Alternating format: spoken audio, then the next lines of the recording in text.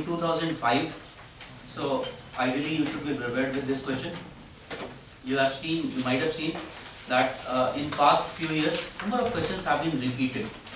Okay, if you look back into your previous year questions, you will find that number of questions have been repeated. This year also, for example, paper 2, you might have seen that agricultural efficiency question. So that was again a repeated question. 2-3 times that question has been repeated. So this question has been asked in 2005. So let us attempt this. Geological structure is a dominant control factor in the evolution of landforms and is reflected in them. Discuss.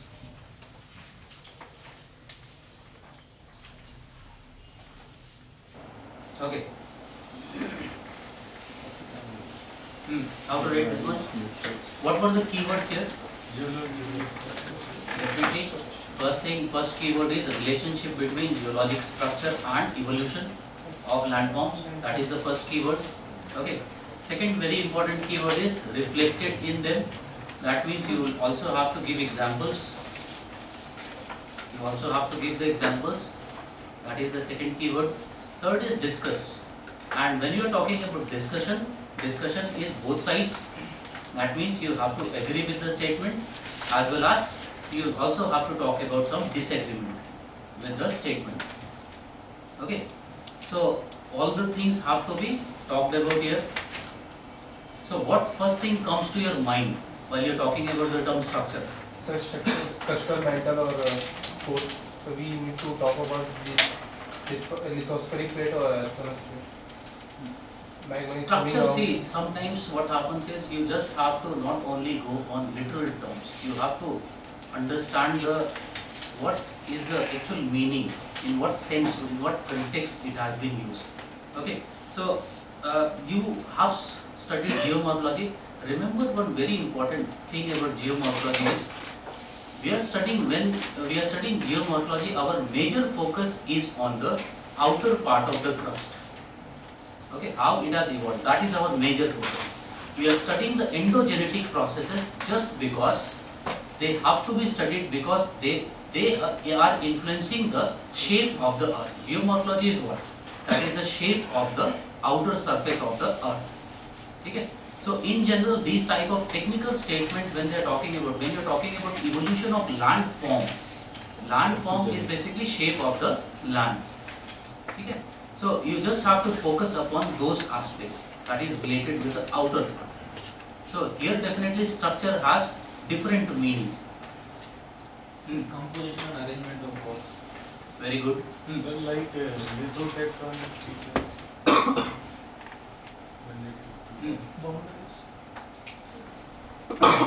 So can we start it like this, that David talked about 3 factors that structure? Very good, very good. That should be the best introduction. You just first understand the context of this statement. Context is definitely the famous trio of Davis. And famous trio of Davis, you very well know that landforms are function of structure, process and time.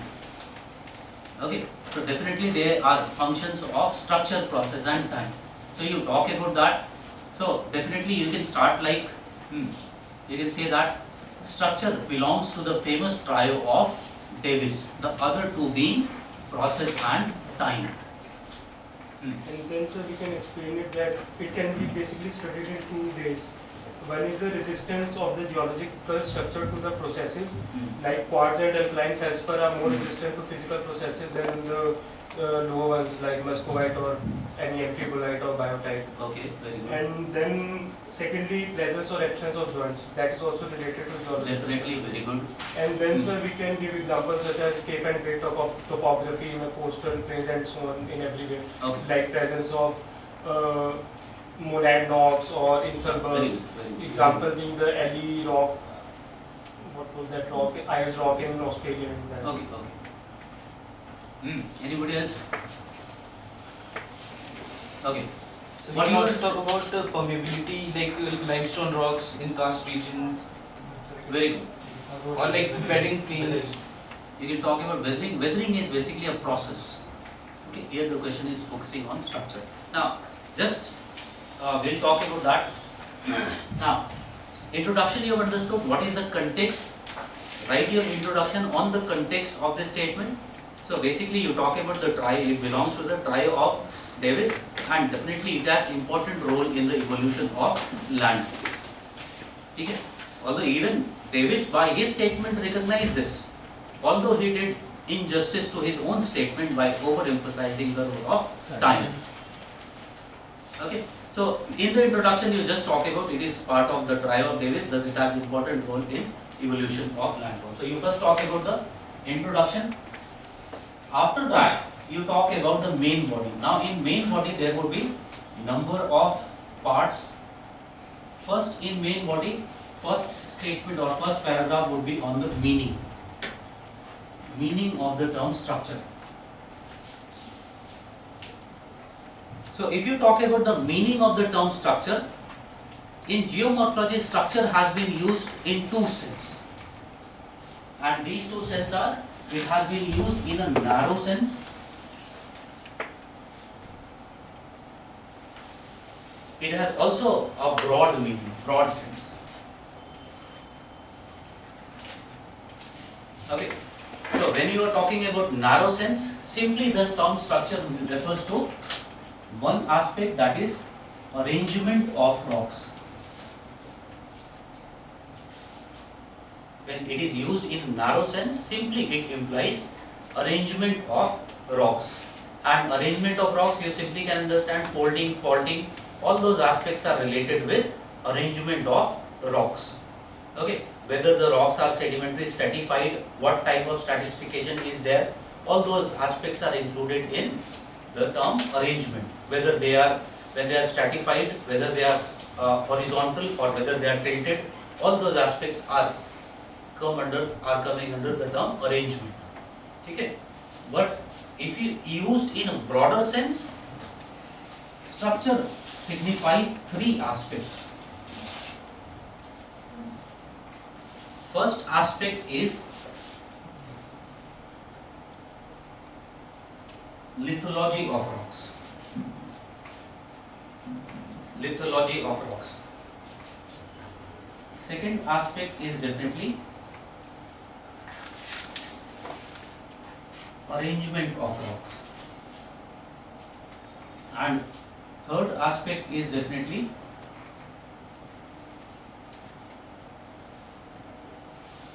characteristics of rocks. Okay, so when when it is inferred, understood, it includes all these three aspects. Okay, then you take one aspect one by one and explain that, what is the meaning of that aspect, and explain it with example, how it impacts the evolution of landforms. So you first talk about lithology. So lithology is basically what? It simply refers to the type of rock. What type of rock we are talking about. So lithology, you know, there are three types of rocks, that is igneous rocks, metamorphic rocks and sedimentary rocks. Okay, in fact, when you are talking about lithology, it would also include other aspects like what is the strength that is related with that lithology. Okay, so again you prove that how sedimentary rock would affect the evolution of landforms, how metamorphic rocks would affect the evolution of landforms, how these igneous rocks would affect the evolution of landforms. For example, in general, what we can say about sedimentary rocks? Sedimentary rocks are more susceptible to the process of erosion or denudation, and because of that, what they do? They present, whenever they are present, they present a subdued topography. In general, they form a subdued topography.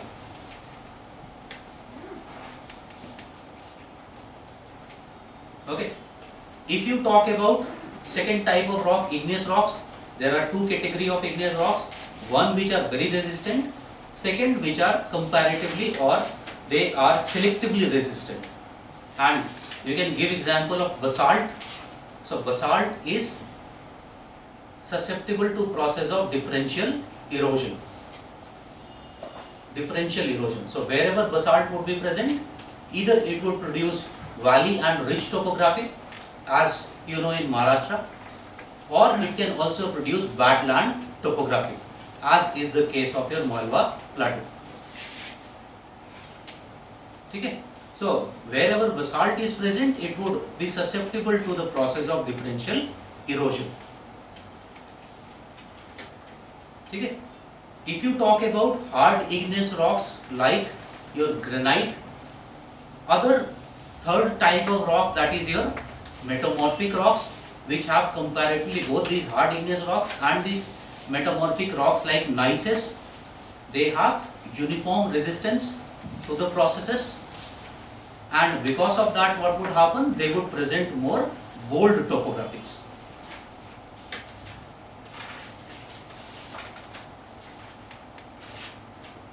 Bold topographies. Okay, so presence of, for example, you can talk about your mesas. Mesas, they are example of that. Okay, tors, that is again another example of these hard igneous or metamorphic rocks. Okay, so definitely what is happening, the lithology is having an effect on the evolution of landform. Similarly, you can talk about arrangement.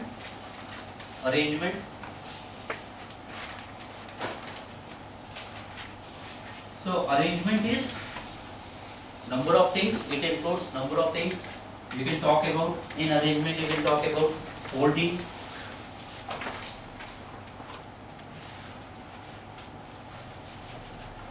faulting, upwarping. You can talk about tilting. All these are included under the term arrangement. Now, when you are talking about the term arrangement, you explain folding. For example, if you are talking about folding, which type of drainage pattern you will be finding? Trellis drainage pattern would be found in folded areas. Okay. Similarly, if you talk about faulting, very important, you can talk about number of things. Right. One is you can talk about there can be presence of scarp face, which is related with faulting. You can also talk about presence of rectangular drainage pattern, which is related with faulting, or parallel drainage pattern.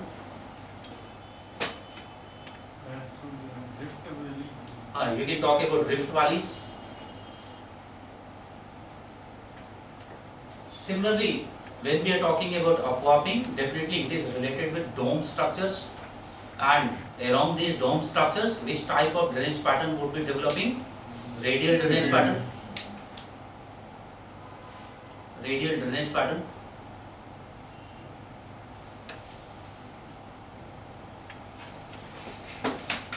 Okay. Now, if you are talking about tilting, now I just will discuss one technical term, because sometimes UPSC also ask you very difficult type of questions. So one word is related with this tilting of landforms, and this is homoclinal structures. Homoclinal structures. So if you talk about homoclinal structure, you can simply understand homo means uniform, cline means angle. Okay. So homoclinal means those type of landforms which have uniform angle, ranging from flat to steep. Uniform inclination ranging from flat to steep. Flat to steep. Okay. And this angle of these homoclinal structures would determine what type of landform would be formed. Okay. For example, if we talk about very steep structures. So what can happen if suppose the structure is very steep like this? There might be presence of weaker rocks here, faults, etc. Okay. So what would happen here? There can be origin of rivers. You know that there can be origin of rivers here. Now, if a river is originating here, what this river would do? River would form its valley. Okay, so if a river is forming its valley, this type of topography would be formed where both the angles are almost nearly uniform steep. Okay, so this type of topography we call it as hog back topography. Hog back topography.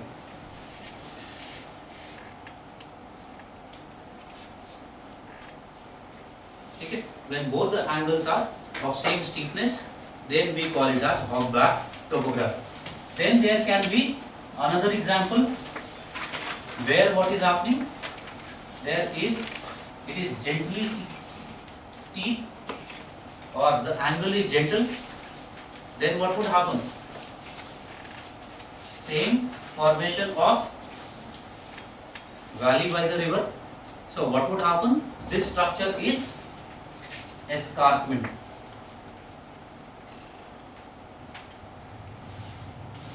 It is an escarpment. Okay? So you know that escarpment, one slope is very steep and one is comparatively gentle. So there are two terms we have learned. One is hog back. In hog back, what is happening? Both the angles are uniformly steep. Here what is happening? There is one angle is one limb is very steep while the other is gentle. In between those two, there is another term which is called suesta. Suesta. Okay, so suesta is a structure which is lying in between these. That means here what would happen? It would be more like this. It would be more like this in between these. Okay, so it is not very gentle. It is moderately gentle. Okay, so this is suesta. Then you can also understand if the homoclinal structure is totally flat, then what would happen? Formation of those type of valleys would lead to formation of a mesa.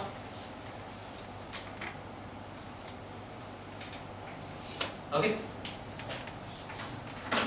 So if you talk about arrangement, this is what we simply mean by arrangement.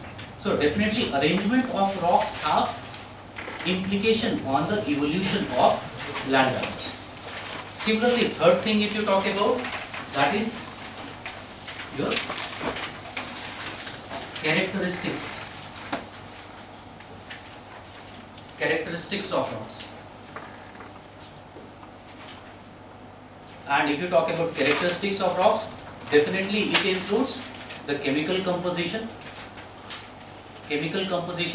other features like porosity, permeability, joints,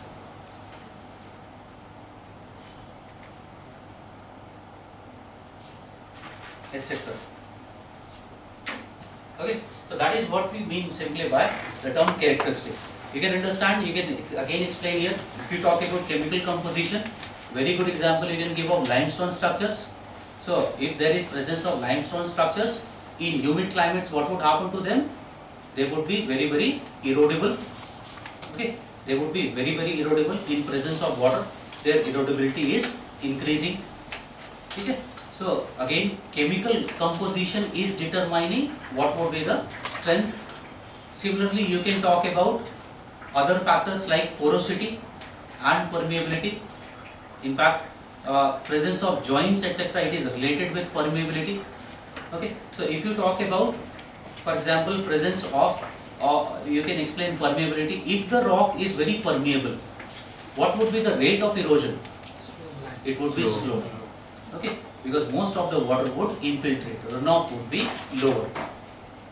Okay. So again, what is happening? Porosity and presence of joints, it determines your permeability, which in turn has very important impact on the rocks. You can also give other example.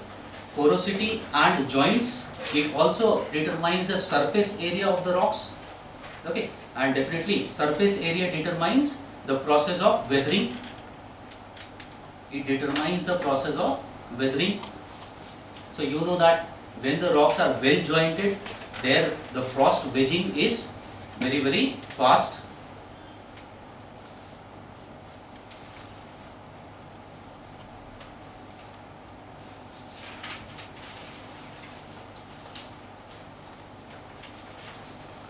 Okay.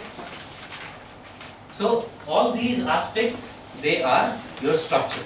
So this is, we have completed now our 3/4 of the task, but 1/4 is still left. That is, you also had to discuss this. Discussion meant that you also had to write something about 25 to 30% on the critique, or you had to disagree with the statement. So while we are disagreeing, again we can use our Davis trio. Already first we talked about that. So you can simply say that structure in itself does not has total influence on evolution, but it is along with process and time. Sometimes process and time become more important. Okay, you can give examples. You can talk about process, importance of process. Just now we talked about limestone. So what was happening with limestone? It was very, very erosive in humid climates, but what happens when limestone is present in arid and semi-arid climate? It is very resistive. Okay, so as the process changes, the evolution of landform is changing. Okay, so that is good example. Similarly, you can talk about time, role of time. So again, you can use Davis here. So no matter whatever be the case, ultimately with time, what would happen? Processes would operate. As the processes are operating, there would be definite lowering of the landforms.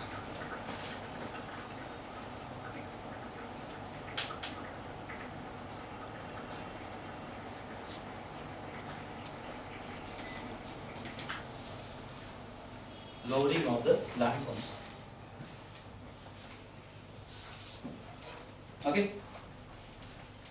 So ideally all these things should have been written. Again, here you can understand, you would not be able to write every example that we gave unless you just master it through drawing diagrams. It is not necessary to explain all the examples, because always remember your examiner is more knowledgeable than you. So if you just make the diagrams, he will understand what you want to say. Okay. For example, all these homoclinal structures, we can just show it by diagrams. So very steep homoclinal structure leads to formation of hogback topography. Comparatively gentle structure leads to formation of escarpment. Similarly, very flat structure leads to formation of mesa.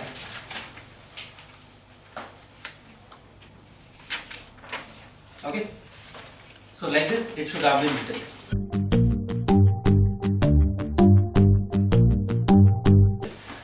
Let us talk about this one. An appreciation of world climates is necessary to proper understanding of the varying importance of different geomorphic processes. Elucidate.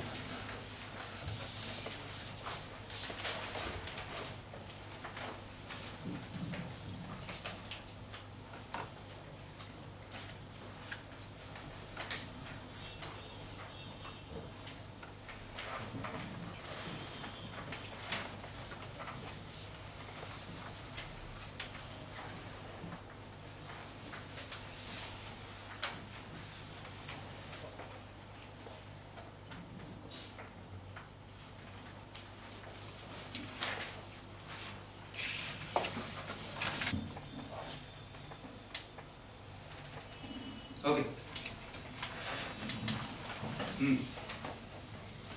So an appreciation of the world climate is necessary to proper understanding of varying importance of different geomorphic processes. Elucidate. So here we can talk about the continental drift theory. Okay. So various places are having different weather and climate, and with the time they are changing. Definitely. Continental drift theory is a more distant correlation. Okay. Focus on the keywords. It is talking about world climates, changes in the world climates, or simply it depends upon various types of world climates. Okay. As the climatic parameters are changing, definitely what is happening? The geomorphic processes and their intensity is changing. Okay, that is basically what you have to explain, and definitely you will have to elucidate, you have to explain that with diagrams, examples. Here, definitely the focus is on exogenetic processes. Okay, sometimes there is literal meaning, there is spirit. Okay, so here the spirit of the question demands that you just talk about exogenetic processes, because climate, if you talk about, it can have some impact. For example, if you talk about your melting of glaciers or glaciation, it would have impact on isostasis. Okay? But that is too distant. So you focus your answer upon the exogenetic processes. So we can show it in a diagrammatic form that various climate and what type of process would be operating. Very good, very good. Like tundra would be glacial and periglacial, temperate mostly would be riverine, tropical mostly would be wind except monsoonal, which will also have water as an agent, and then the equatorial region will basically be water as an active agent because there would be rainfall daily. So in that way we can divide it. And Definitely you can do that. So various types of climates, each would have their own type of process that would be operating. So first in the introduction you just talk about how climate is affecting the various processes. Okay? So you talk about climate. So number of elements of climate, they have impact on the processes. So various elements you can talk about, whether you can talk about temperature, you can talk about precipitation. Okay, you can talk about definitely other aspects also. For example, when you are talking about temperature, more important are annual ranges of temperature than average temperatures. Similarly, what is the changes or the rainfall regime in an area, that would have very important impact. Okay. So directly what is happening? Climate is impacting these processes. First thing you can talk about, in the introduction itself you talk about. So it is directly impacting the processes. It indirectly also impacts the processes. For example, climate or vegetation is basically manifestation of the climate. Okay. So vegetation again has impact on the type of processes which are operative. So climate is controlling these processes both directly and indirectly.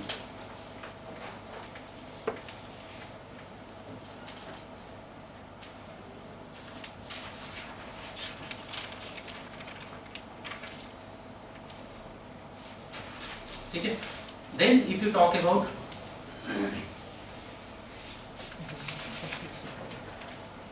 you can draw some diagrams to show that. I will be drawing some diagrams. You can use these diagrams at number of places. Okay. So we'll just see that ultimately one of the most common correlation of processes, if you talk about with climatic parameters, it has been made with temperature and precipitation. Okay. So with changes in temperature and precipitation, what has happened? The processes also differ. So you can draw several diagrams. One diagram which is very commonly used to draw, or which is drawn to show the impact of climate on various processes, it is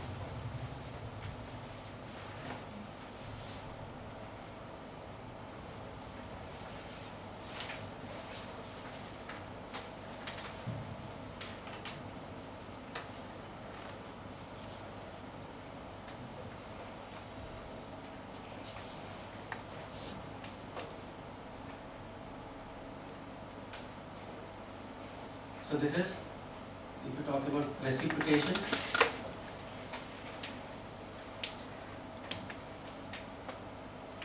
annual precipitation in fact in inches.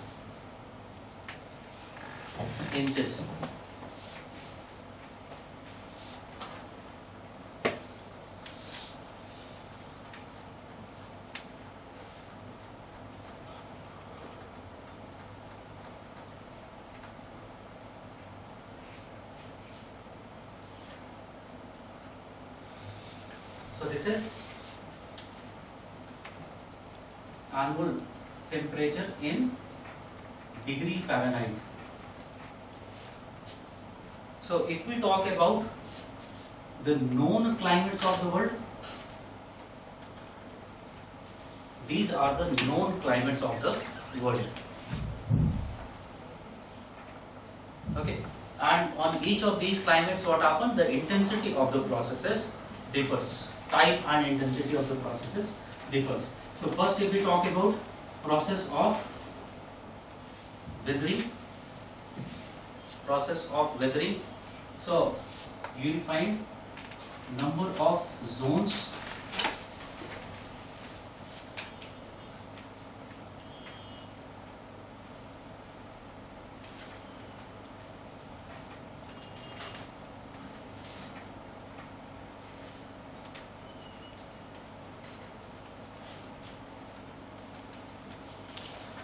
Zones of weathering would be found. So if we talk about these zones of weathering, first, if we talk about this zone, one is, it is moderate physical weathering. Moderate physical weathering.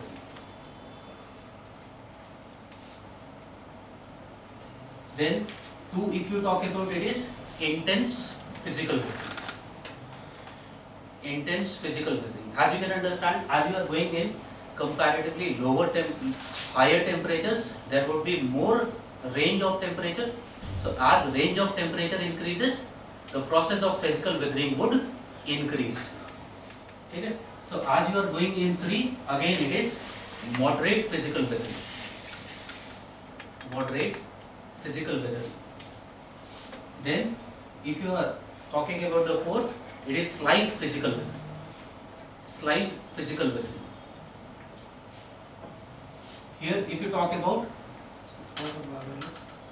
it is moderate physical and chemical weathering. Moderate physical and chemical weathering. Fifth is moderate physical and chemical weathering. Then, if you talk about 6th, very slight weathering. 6th is very slight weathering. So here both physical and chemical weathering are slow. Then if you talk about 7th zone, it is moderate chemical weathering. Moderate chemical weathering. And if you talk about the 8th zone, you can understand it is intense chemical weathering. Here temperature and rainfall both are heavy.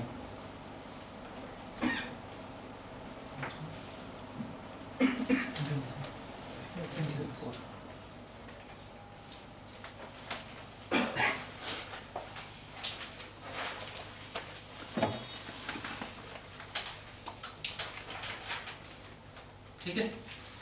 So like this, you can talk about weathering. Similarly, you can talk about other processes as well. You can talk about. Right? इसको मिटा दो.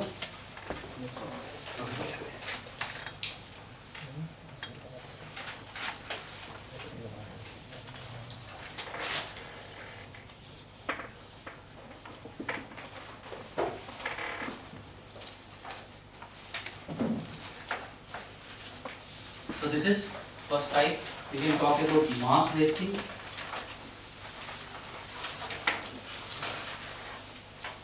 Mass wasting, and if we talk about mass wasting, what would be the general condition of mass wasting?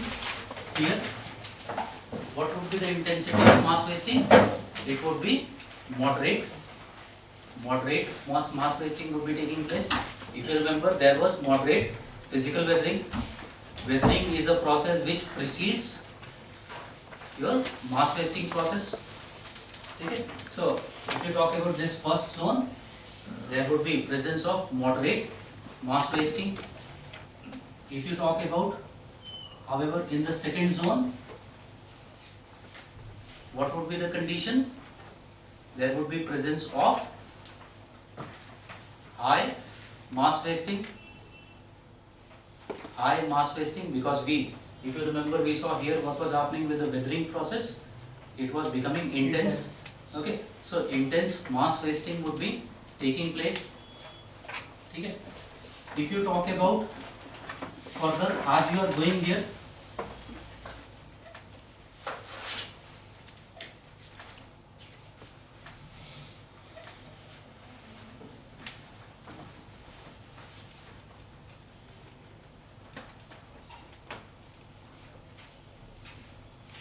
third, if you talk about, in this third, what we'll be finding, there would be slight mass wasting, because here as you are going in this area, you are going in the temperate zone where there is presence of forest vegetation. So here what would happen, mass wasting would be declining. If you talk about, this would be the fourth zone, this would be fifth and sixth. So in the fourth zone, again what would happen, it would be characterized by moderate mass wasting. This area would be characterized by moderate mass wasting. If you are talking about this fifth zone, you can understand slight mass wasting, because if you remember, you must have studied this. One factor important for mass wasting is presence of water, is very very important factor.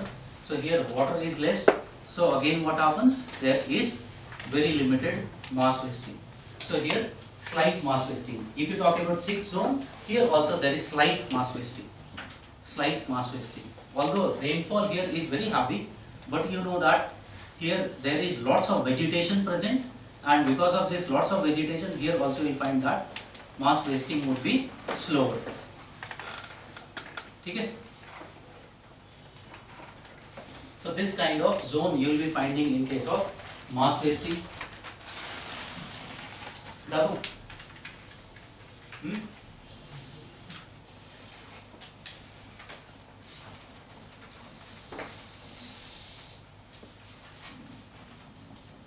Okay.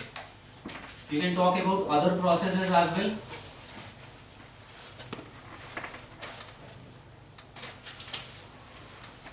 We can talk about fluvial erosion.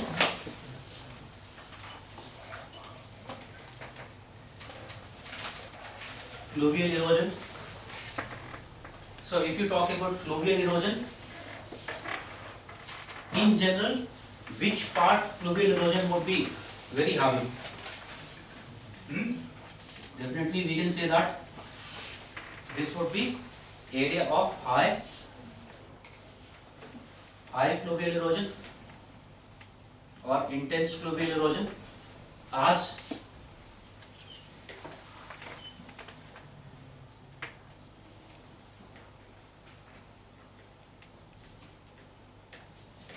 you are growing in these areas. This would be minimum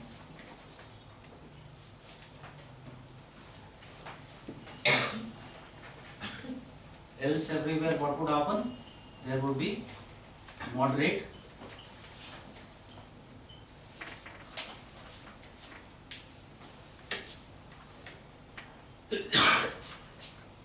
so again you can understand why minimum there. It was almost frozen throughout the year, so minimum fluvial erosion was taking place, but as you are going downwards, there is more melt water available. So again what happens? Fluvial erosion increases. As you are going in warmer climates, again what happens? There is comparatively more rivers are available, more warmer climate. So again there is high fluvial erosion. But as you are going in this zone, again vegetation is increasing, so fluvial erosion would decrease. Okay? So this would be the case of fluvial erosion. If you just talk about one more, that is aeolian.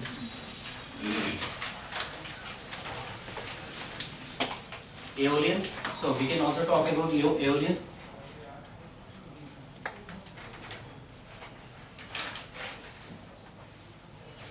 So you can generally talk about aeolian. It would be even simpler. Which area would have high aeolian processes? One would be this zone, where what is happening, you know, polar areas, where what is happening, winds are very very fast, so there aeolian processes are dominant, so it is high here. Then another important area where aeolian processes would be higher, it would be this zone. Okay,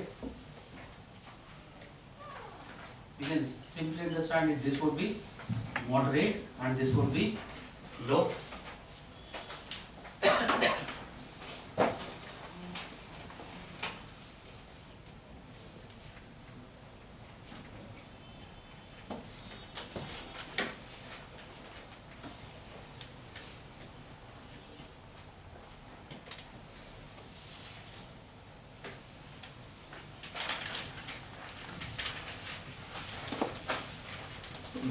also draw this diagram on the backdrop for world map? Definitely you can draw on world map, but world map it will become very difficult to draw. Okay, world map on the basis of, you can draw on the basis of Koppin's classification you have studied. Okay, so on the basis of Koppin's classification you can draw. We'll be drawing that. Okay, next session I have included one question where we'll see that how we can use this information further in other type of questions.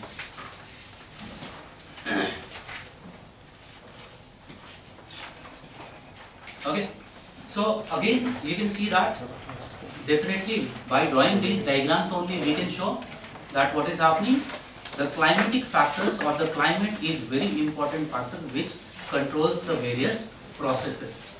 Okay, so if you want to conclude, you can further draw one diagram and you can show just that Koppin's wala diagram use करके you can just show which type of process would be dominant in which type of area.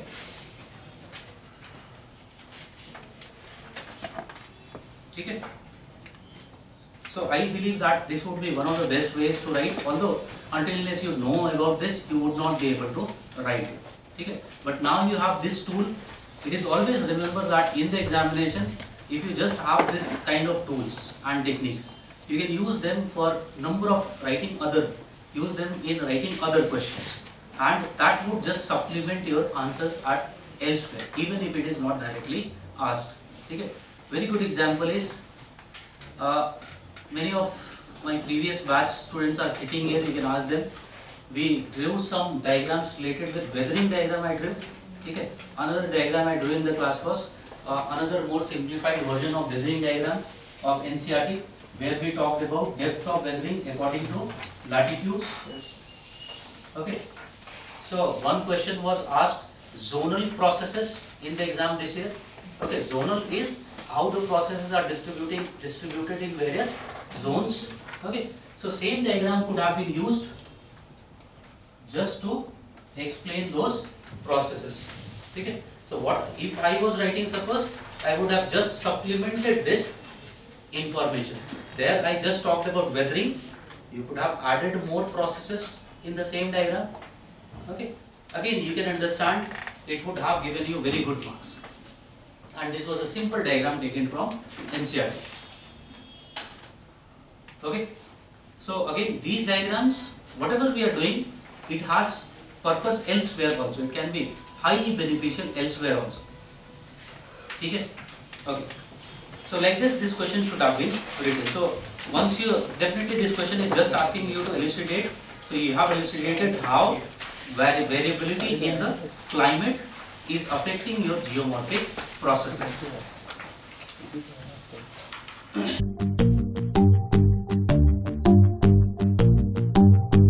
Then next question is river delta is a typical example which reveals that most landforms in reality are polygenetic. Elaborate. Or simply instead of polygenetic I could have also written complex. Okay.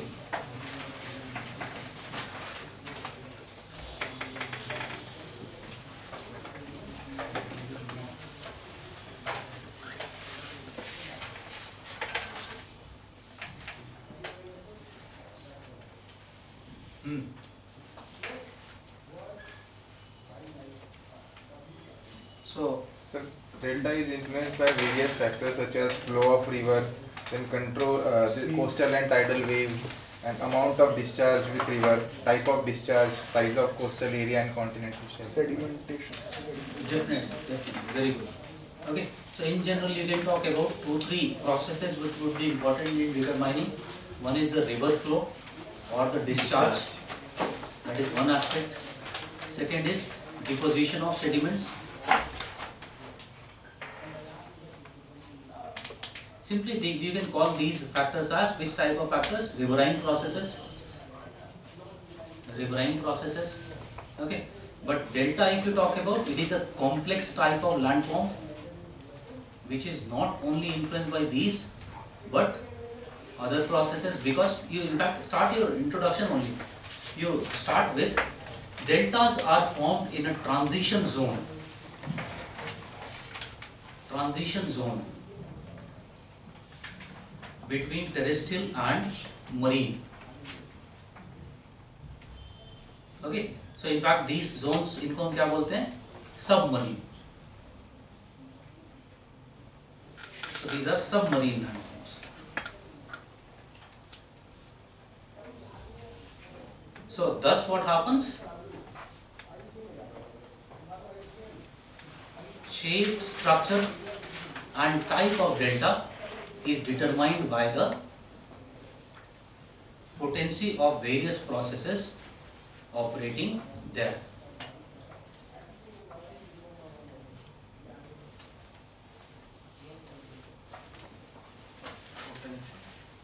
Of various processes operating in the region.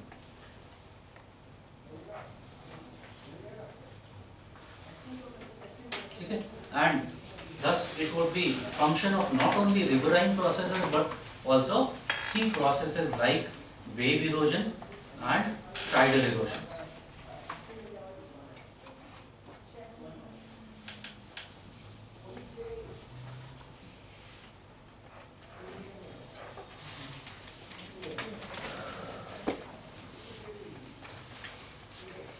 Now if we talk about delta, the best diagram of delta, there can be 4 types of deltas.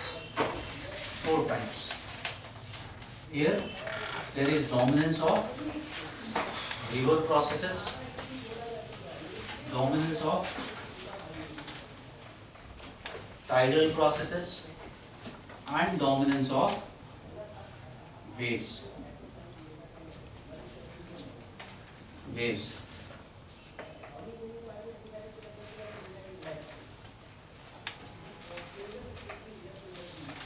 This type of delta where the river process is more dominant, it is called elongate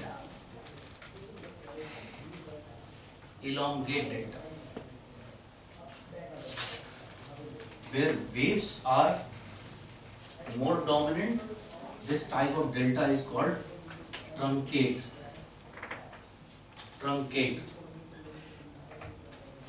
Where tides are more dominant, it is called estuarine. Where there is combination of all these is more dominant, or where there is balancing between sea and river processes, we call those deltas as lobate. Okay? So 4 types. Now you can talk about each example of each of these types. If you talk about elongate, one very common type of delta, elongate delta, is bird foot delta.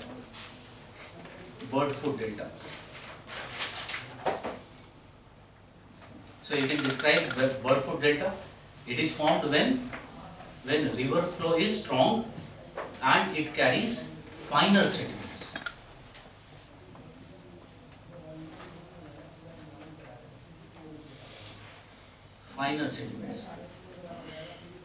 Okay. So what would happen if the sediments are finer? The river is divided into number of channels. So what would happen? Along these channels, these finer sediments are carried to far greater distance. And as they are going into the deeper areas, they would slowly settle down around these channels. And because of that, what would happen with the shape of delta?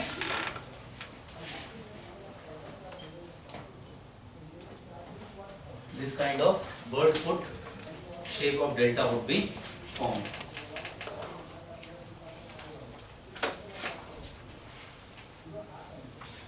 Okay. So hydraulic characteristics, if you talk about, which was in fact this year asked in the examination, how hydraulic characteristics are determining the alluvial fans. Okay. So delta is basically what? It is a type of alluvial fan which is formed in a submarine zone. Okay. So here definitely the hydraulic characteristic is discharge is high, flow is high, and the sediments are finer. Okay. If you talk about lobate, best example of lobate delta is arcuate delta. arcuate delta. And if you talk about arcuate delta, definitely here what is happening, if you talk about the river water and the sea, difference between them is, or density of the river water is almost equal to or very near to that of the sea water.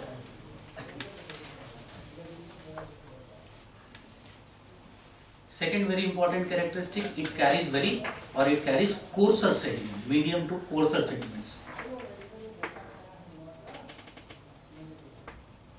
Medium to coarser sediments. Okay, so what would happen? In this case, it would start to deposit the sediments at the mouth of the river only. So number of distributaries would be formed, but ultimately what would happen? There would be lots of deposition taking place at the mouth of the river. Now, you can simply understand that here what is happening. Both the processes are operative or equal, sea process and river process. So in the middle part, where what is happening? River process would be more dominant. There what would happen? Delta would extend more outwards. In the sideways what would happen? Here, sea processes would shape the delta to become arcuate.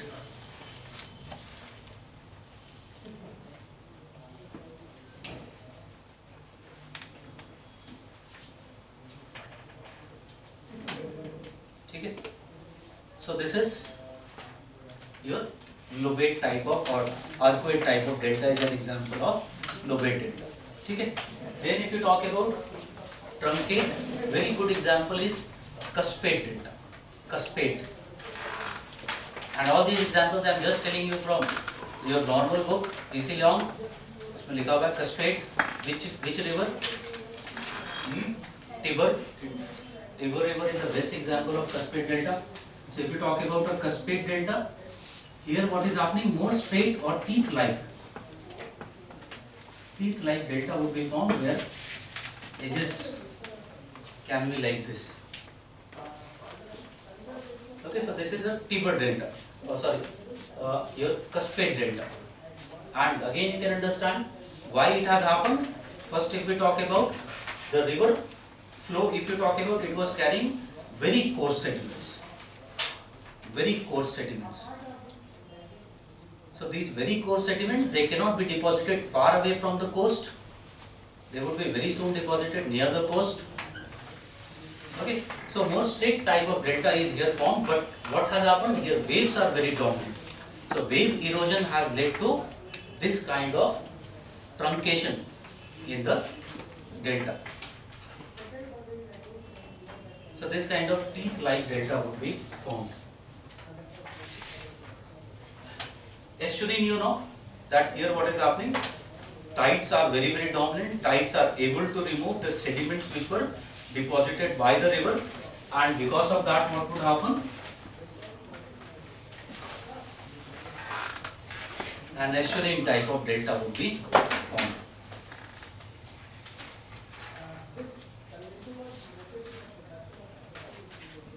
Okay. So again what is happening? Definitely we can say that not only one process is dominant, but as the other processes are becoming variable, the shape and type of delta is changing. Okay? So again you can prove this statement. And this was again we did in our last batch also, this question. Unfortunately, जितनों से मैंने पूछा, none of them have attempted that question, LVL fans वाला, and none of them could do that. ठीक है, कुछ हट भी रहे हैं. Simply because one thing you are learning, it can be applied at numerous other places. That you just have to keep in mind.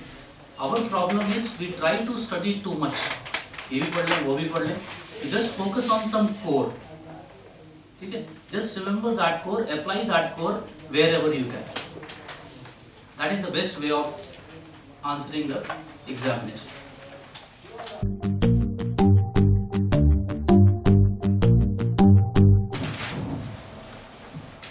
Next is Earth's temperature profile. Earth's temperature profile.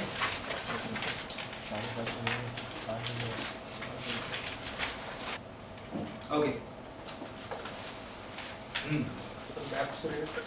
Lapse rate of 32, 1 degree per 32. Okay, that is again one thing. When this question is asked in the examination suppose, तो वहाँ पर ऐसा distinction नहीं होगा. For example, here मैंने topic भी mention किया, interior of Earth. ठीक है? So definitely that means Earth's temperature profile. When you have to talk about, you will be basically talking about the interior of Earth. यहाँ पर we'll be discussing. But when you are talking in the examination, if you just want to include, you can further include that what would be the temperature profile above the surface of the Earth. Okay? So while you are talking about that graph can contain two parts: what is happening inside the Earth and what is happening outside the Earth. Both can be talked about. Okay? But here at this time we will be just focusing upon interior of the Earth. So if you talk about interior of the Earth, what has to be written? Come on, this is common question, yeah. It can be any time.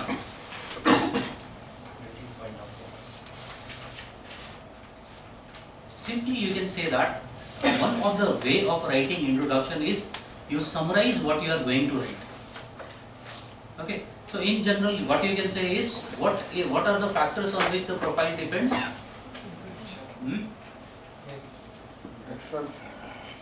If you talk about Earth's temperature profile, first thing is always remember that any planet, if you talk about one, in the initial stage it was a hot molten ball. Now when it is a hot molten ball, what would happen? From where it would cool down first? Out. From the outer surface. That means what would happen? There would be formation of a thin crust. Now once this crust is formed, you might be knowing that rocks, if you talk about, they are poor conductor of heat. That means that heat would be trapped inside that planet. Okay. So if you talk about the Earth's temperature profile, it is function of planetary formation or formation of the Earth. Second very important aspect we'll see, layering of the Earth, or simply layering has been result of process of density differentiation. Okay. So it is factor of Earth's formation, density differentiation, and the endogenetic processes.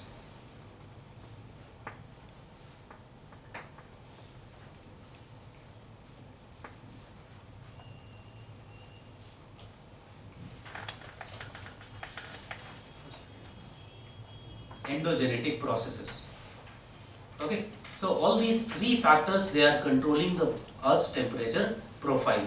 And now you simply have to talk about the profile of the Earth or temperature profile of the Earth. So simply what you can do is, instead of writing too much, you can simply draw a graph or diagram, simply not graph, a diagram where you can show the temperature profile of the Earth. So you might be knowing, you must be knowing, in fact you should be knowing that in the upper part of the Earth or the upper near the surface, the temperature rise it at very faster rate. Okay. So in the initial surface region, what we are finding is that the rise of temperature is at very fast rate. In fact, almost up till the lower level of the lithosphere, we are finding that the rate is 30 degrees Celsius, at the rate of 30 degrees Celsius per kilometer. Okay. But beyond that, what happens? It begins to slow down. It is beginning to slow down. So after that, in the mantle, what we are finding is the rate becomes very slow. It is just 0.3 degrees Celsius per kilometer. Okay. So if we just take some, remember when you are drawing this diagram, just have some coordinates. One coordinate I will be talking about is 100 kilometers. It is the base of the lithosphere. Okay. Beyond that, you know that there is presence of asthenosphere, low velocity zone. That means temperature at that level is very high. Okay. So one you will be talking about is 100 kilometers. Then you can talk about 250 kilometers. Okay. Another, you take 2900 kilometers, and you know it is the base of the mantle. Okay. So this is another aspect. Then you also take 5150 kilometer, which is basically your level of the outer core. Okay, base of the outer core. Okay, so you take these coordinates. Accordingly, you draw your diagram. Second thing, the coordinate you will be talking about is the temperatures. Okay, so you can talk about 1000 degrees Celsius, 2000 degrees Celsius, 3000 degrees Celsius, 4000 degrees Celsius, 5000 degrees Celsius, and 6000 degrees Celsius. You know that in the inner core or near the center of the earth, we believe temperature is above 5000 degrees Celsius. Okay? So if we just talk about this first coordinate, in fact एक और coordinate लेते हैं, that is the melting curve, ideal melting curve. Okay, so if you talk about the ideal melting curve, what you will be finding?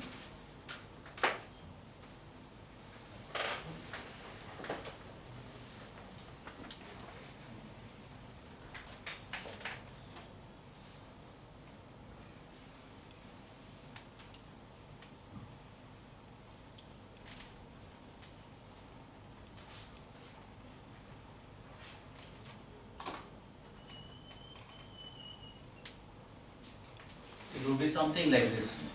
Okay, so this is my ideal melting curve.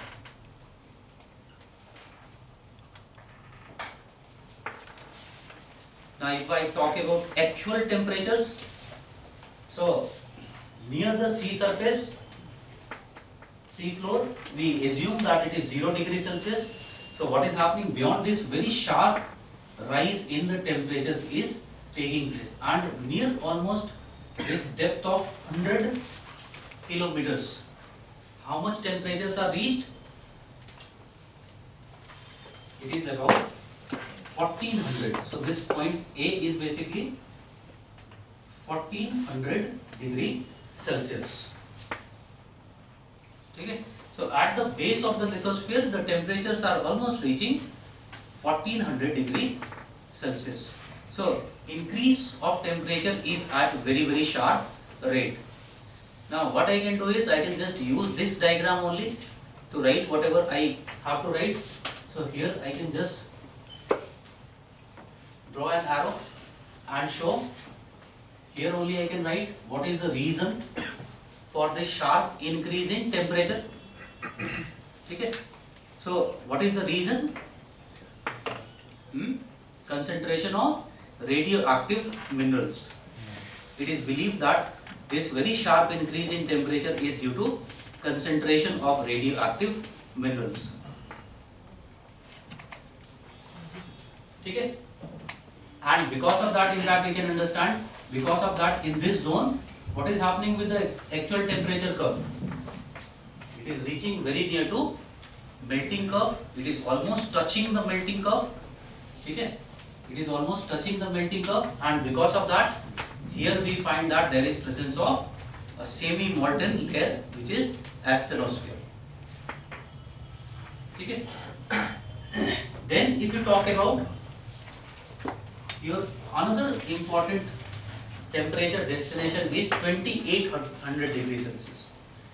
Next yaad rakhna 2800 degrees Celsius. So why we are calling it 2800 degrees Celsius? Because after that the rate of increase slows down, and it almost requires 2800 kilometers to reach or to double the temperature. Okay? So if you talk about this 2800 degrees Celsius temperature, where we are finding? We are finding at the base of the mantle.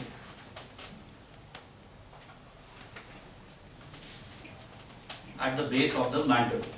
So here what is happening? You can see that the rate of increase has slowed down. slowed down. So again I can write the reason here only. So what is the reason why it is slowed down? Come on here. Simply because, in fact, it is an evidence which tells us that there is some type of convection present in the mantle. Okay, so mantle has some mechanism of losing heat, and definitely that is the convection currents. Okay, in fact, the convection currents was envisaged on the basis of this temperature change.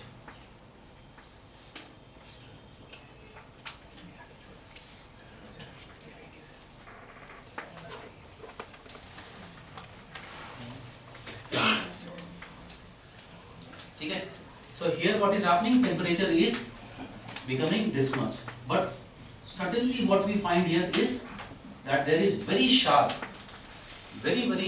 increase in the temperature.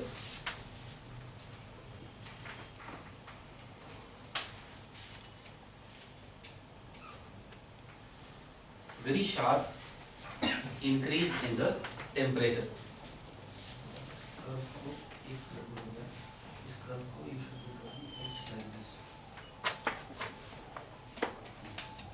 So very sharp increase in the temperature, and reasons of this increase in temperature, numerous reasons have been given.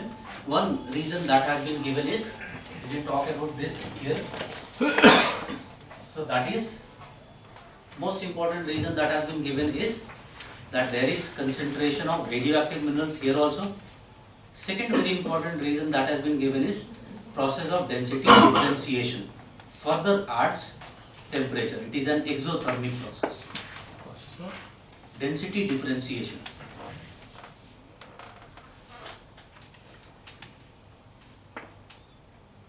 Okay. So here sudden increase in temperature is taking place, and you can understand after this there is a little bit slowing down.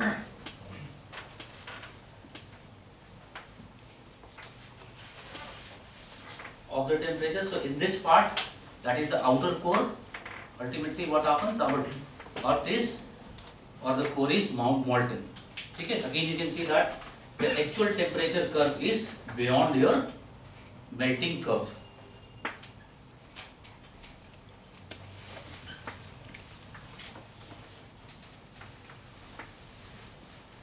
Okay. So somewhere we assume that it is at the center, it is somewhere between 5500 degrees Celsius, at somewhere around that the temperature is there. Okay. So I have given that this diagram in the middle also. But when you are drawing this diagram, you just remember the coordinates. First coordinate is 100 kilometers, second is 2900 kilometers, then 5150 kilometers, and just you remember the temperatures. So first 1400, then 2800. Okay. And simultaneously what you can do is you can just also write the reasons for that. Definitely in this manner you will be able to write it very quickly. What is the temperature at that point? When Temperature at that point, it is above. here the temperature is somewhere around, मेरे diagram में थोड़ा सा गड़बड़ है, it is somewhere around 5000 degrees Celsius. Okay, just a little bit lesser than 5000 degrees Celsius. So जो material दिया है उसमें it is correct. Diagram पूरी तरह से बना है. Okay. So this is your Earth's temperature profile. If suppose exam में लिख रहा होता तो I could have extended this further. Earth's temperature profile can be interpreted as what is happening outside the Earth as well, because atmosphere is part of the Earth system. Okay? So there you can talk about, you can extend this. क्या होगा यहाँ पर? First it would be declining. ठीक है? Then there would be lower stratosphere, isothermal. Then what would happen? It would begin to increase. Again it would sharply decline, and then you will enter into the thermosphere. Okay?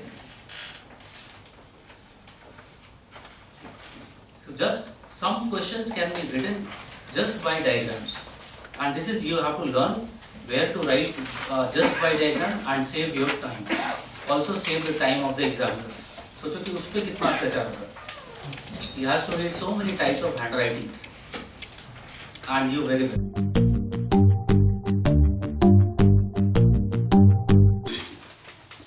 Next question is, discuss the origin and evolution of the Earth's crust.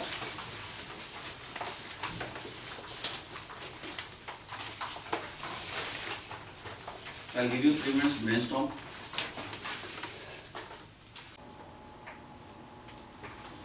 Okay. How to write? So starting from the nebula accretion process. Okay. W Anybody else?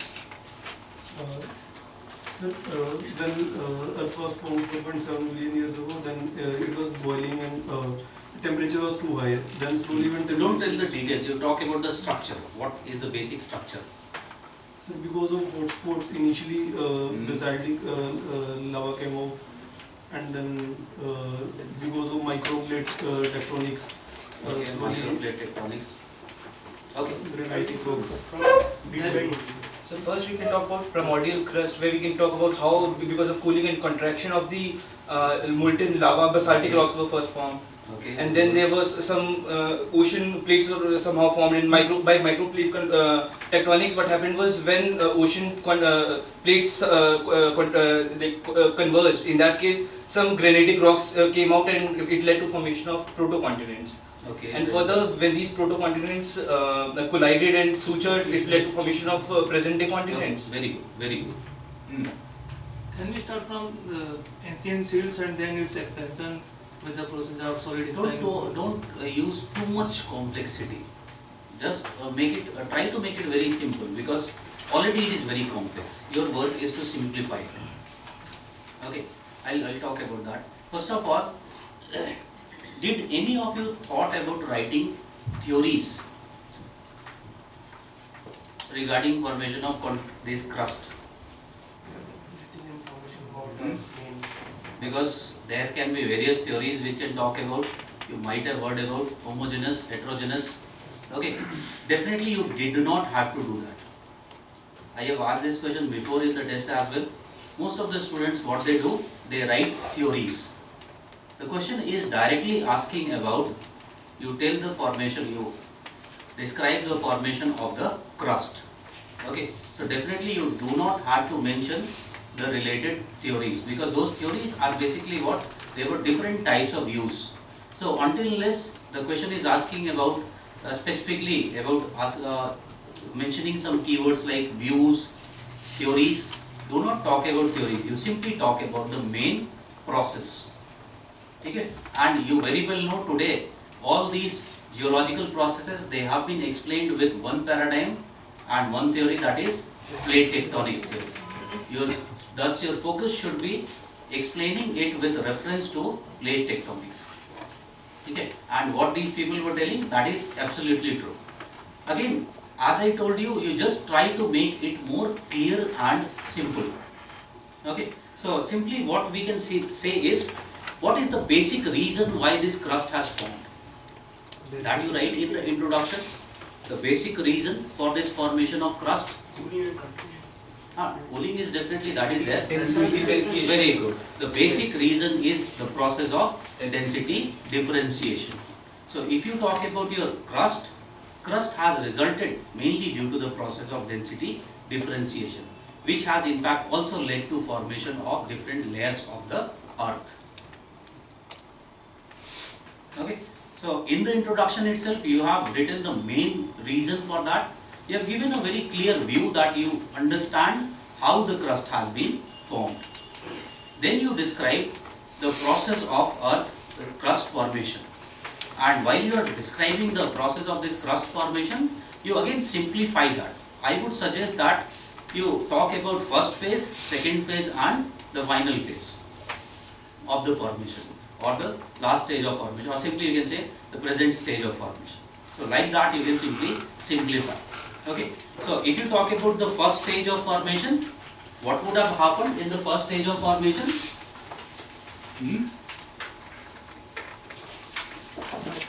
As he was suggesting, simply earth was a hot molten ball and definitely it was losing heat. Maximum loss of heat was from the surface. That would have led to formation of a thin crust. And definitely this thin crust, if you talk about, initially what type of crust it would have been? What would have been the composition? The composition might have been from basic to ultra basic. So simply what we want to say is, which crust was formed first? It was the oceanic crust. So the first crust to form definitely was the oceanic crust. So this happened in the initial stage or the first stage. In the first stage, further few other phenomena were taking place. Very good. You can simply understand, last time also we talked, rocks are basically poor conductor of heat.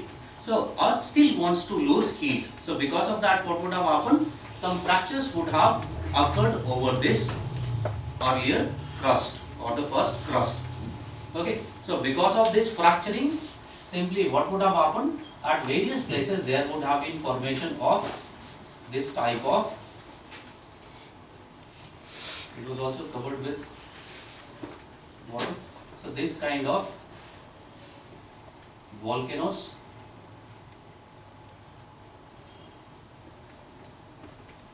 would have been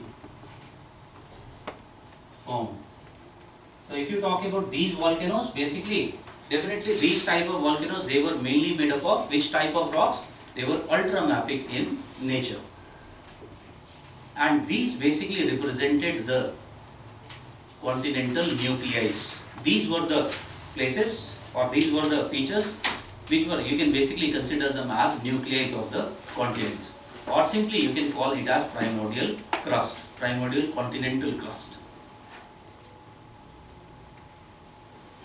Some meteorite effect also. Definitely this phenomena could have been, or fracturing in the crust could have been also because of the meteorite impacts.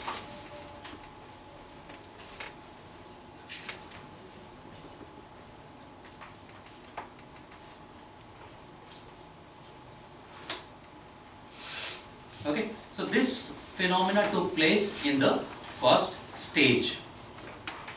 By the end of first stage, another phenomena had taken place, and this is one place where plate tectonics theory is unable to properly explain it, and that is somehow through rising of this gaseous material or some kind of gases and molten material, this ultramafic nuclei converted into a granitic nuclei. Granitic nuclei.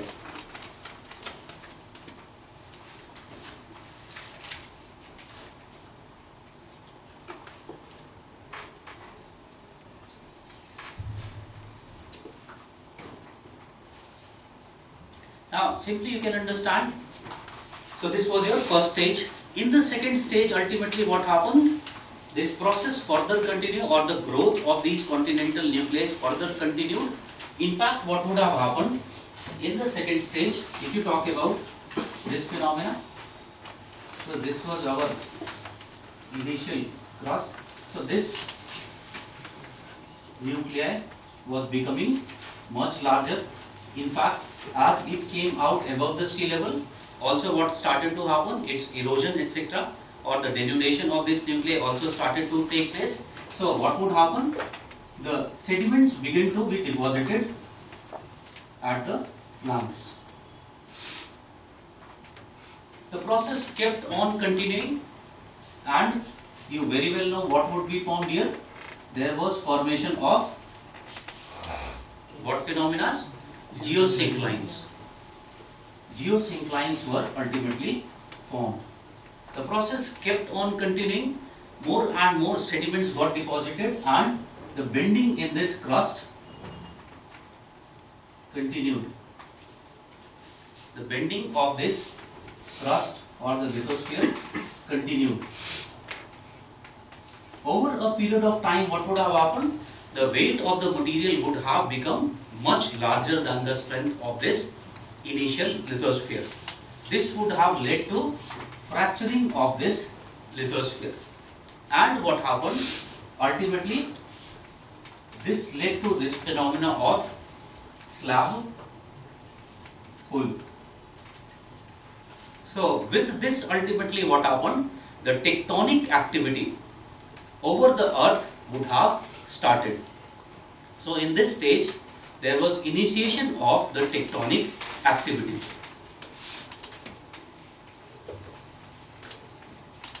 We exactly do not know. It might have been combination of slab pull and the mantle of these convection currents that are flowing in the mantle. They would have resulted in the initiation of this tectonic activity. We believe that it would have been the slab pull which would have initiated these convectional currents. So ultimately, in this manner, what would happen? You again, after that, you very well know this would be converted into a fold mountain, and the process continues. And you very well know that what happens? You can simply at this point you can explain the geosynclinal cycle. You can simply draw the diagram and explain the geosynclinal cycle. So you know that what is the stage? First stage is the geosynclinal stage. Then it is lithogenesis, tectogenesis,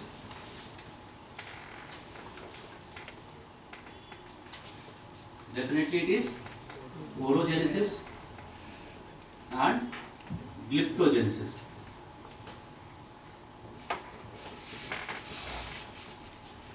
So this cycle continued, and you can show that ultimately how it was taking place. There is this mountain, it is stabilizing with emplacement of a batholith in the core. Over a period of time, what would happen? There would be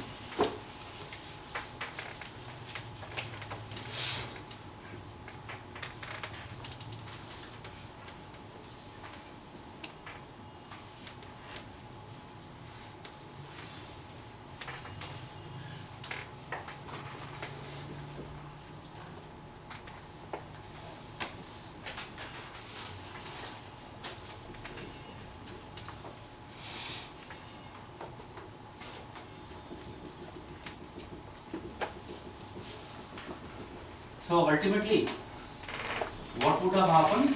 This kind of phenomena would have taken place. So this would lead to formation of your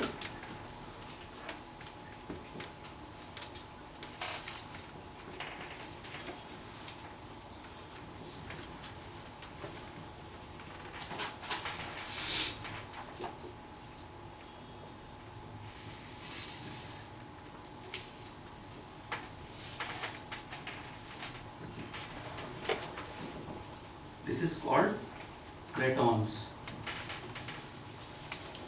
These are basically called your cratons. Okay, so in this manner, what would have happened? Several continents, small continental parts would have been formed.